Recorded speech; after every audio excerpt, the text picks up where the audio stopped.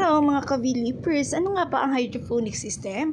Ito ay salitang binubuo na hydro na nangangahulugan na tubig at ponya bilang isang trabaho o paggawa. Ito ay isang soilless system ng pagsasaka.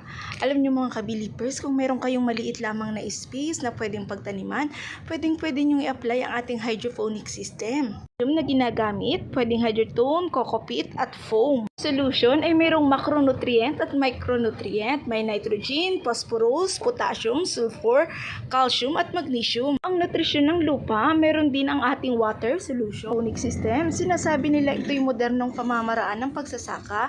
Ngunit alam nyo mga ka-Believers, ito ay noong 2600 BC. Alam nyo, naaalala po nyo yung Hanging Gardens of Babylon.